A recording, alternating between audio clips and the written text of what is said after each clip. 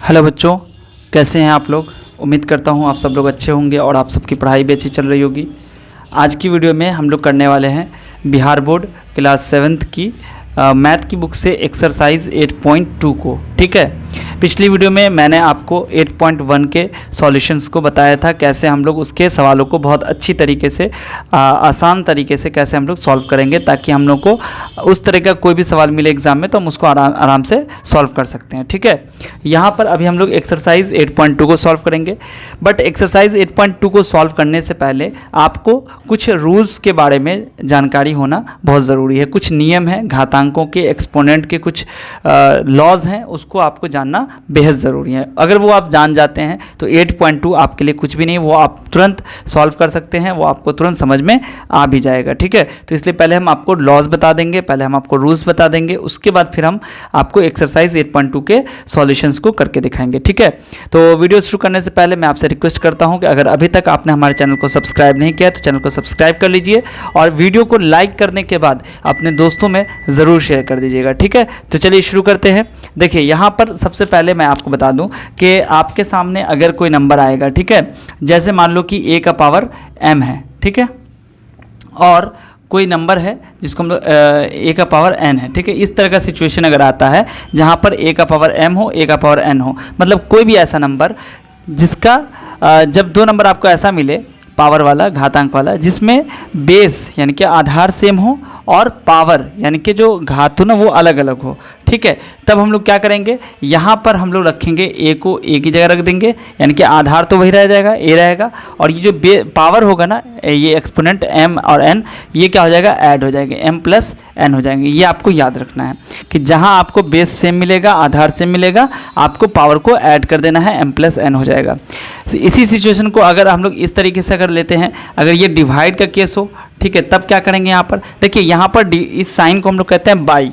ठीक है, तो ये इस तरीके से भी मिल सकता है या फिर आपको इस तरीके से भी मिल सकता है, a का पावर m बाई a का पावर n, दोनों एक ही चीज़ हो गया। ठीक है, तो दोनों में से कोई भी एक अगर केस मिलता है तो आप क्या करोगे, यहाँ पर a का पावर m माइनस n कर देना। यानी कि यहाँ पर आपको ध्यान देने वाली बात है कि अगर गुना का चिन्ह रहेगा तब आपको प्लस कर देना है। ठीक है, कब, जब बेस सेम हो, और अगर डिवीज़न का साइन हो, बाई का चिन्ह यहाँ पे लगा हो, भाग का चिन्ह लगा हो, तो हम लोग m माइनस n कर देते हैं। ठीक है, ये दो लॉ बहुत ही ज़्यादा यूज़फुल हैं और ये आपको बहुत ज़्यादा इस्तेमाल करने को देखने को मिलेंगे। ठीक है, आते हैं तीसरे लॉ की तरफ। तो उसमें कहता है कि अगर a का पावर m है और उसका पावर अगर कोई नंबर दिया हुआ है, ठीक है, तो आप क्या कीजिएगा, a का पावर m इंटू एन कर दीजिएगा। ठीक है, यानी कि m और n को गुना करके लिख देना है, बस आपको यही करना है। इसका पावर कुछ भी हो, ठीक है, अगर मान लो इसके पावर में भी कुछ हो तो उस सब को गुना कर देंगे। जैसे मैं आपको बताता हूँ कि जैसे a का पावर m है, ठीक है, उसका पावर n है और उसका पावर भी मान लो p है, तो आप क्या हो जाएगा, a का पावर m गुने n गुने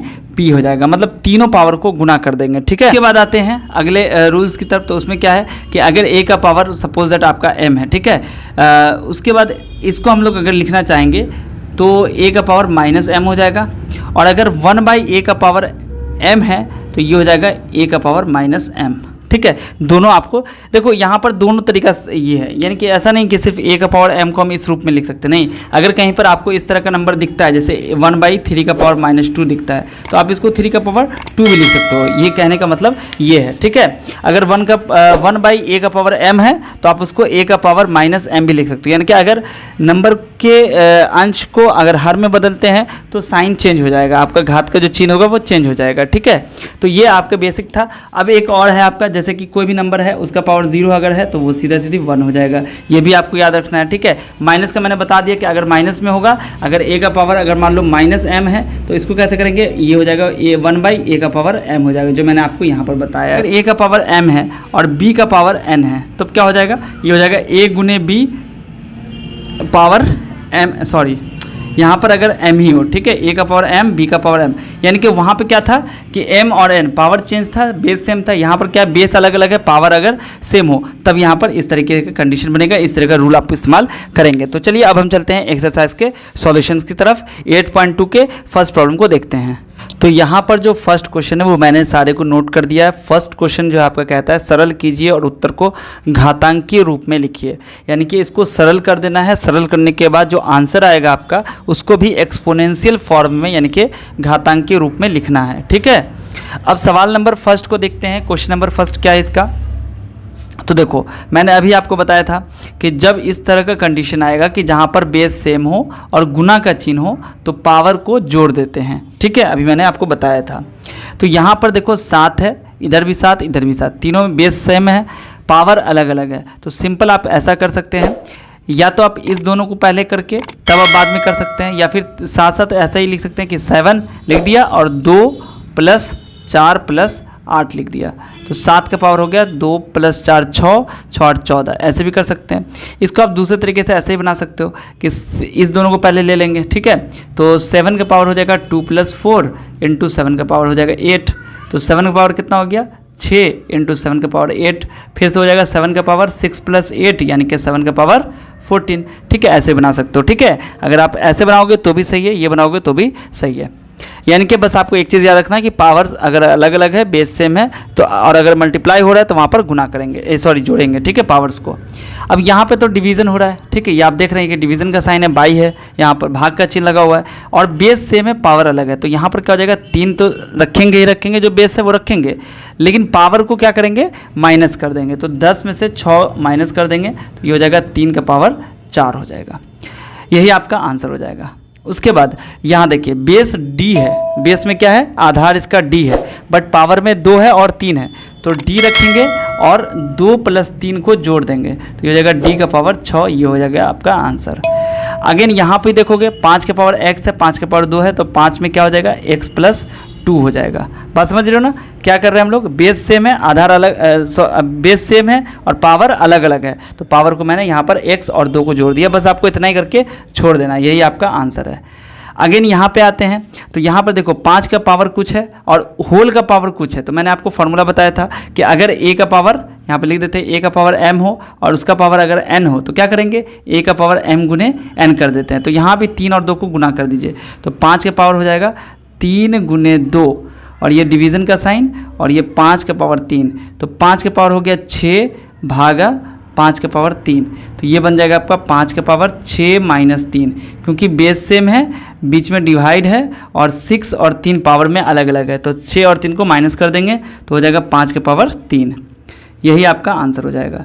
अगेन जब इस क्वेश्चन को देखेंगे कि यहाँ पर 3 और 5 बेस अलग अलग है। ठीक है, यहाँ पर क्या है बेस सेम है, पावर अलग अलग है, लेकिन यहाँ कहता है कि बेस अलग अलग है और पावर सेम है। तो मैंने आपको फॉर्मूला बताया हुआ है कि अगर कभी इस तरह का सिचुएशन आए तो बेस को गुना कर दीजिए, आधार को गुना कर दीजिए, तो गुना कर दिया तो 3 × 5 और पावर में जो बेस जो पावर आपका है 5 वो आपको डाल देना है, तो 15 का पावर हो गया 5, यही आपका आंसर है। यहाँ भी क्या है कि बेस अलग अलग है, पावर सेम है, तो a और b को गुना कर दीजिए और पावर रख दीजिए 4, यानी कि ab का पावर 4 हो गया।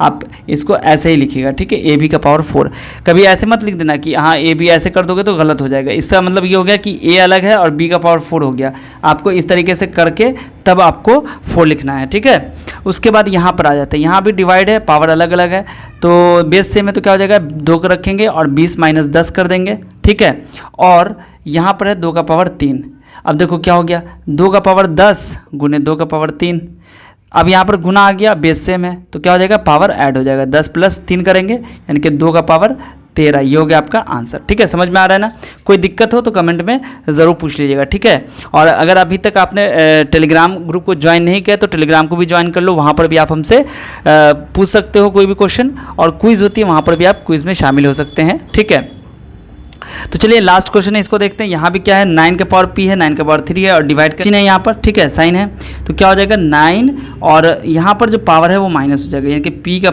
p - 3 हो जाएगा, 9 का पावर p - 3 हो जाएगा, यही आपका आंसर हो जाएगा। ठीक है, तो बच्चों आपको ये वीडियो कैसी लगी, अगर आपको ये वीडियो समझ में आई है, आपको कोई इससे सीखने को कोई चीज़ मिली है तो ज़रूर लाइक कर दीजिएगा और अपने कम से कम 2 से 3 दोस्त को शेयर ज़रूर कर दीजिएगा। ठीक है, तो अगली वीडियो आपको जो मिलेगी उसमें मैं यहाँ पर जैसे फर्स्ट क्वेश्चन ये मैंने किया है, उसका सेकंड थर्ड क्वेश्चन इसी तरीके से मैं करूँगा। ठीक है, तो फिर मिलता हूँ मैं आपसे अगली वीडियो में, तब तक के लिए आप सब अपना ध्यान रखिए और वीडियो देखने के लिए आप सभी का बहुत बहुत शुक्रिया।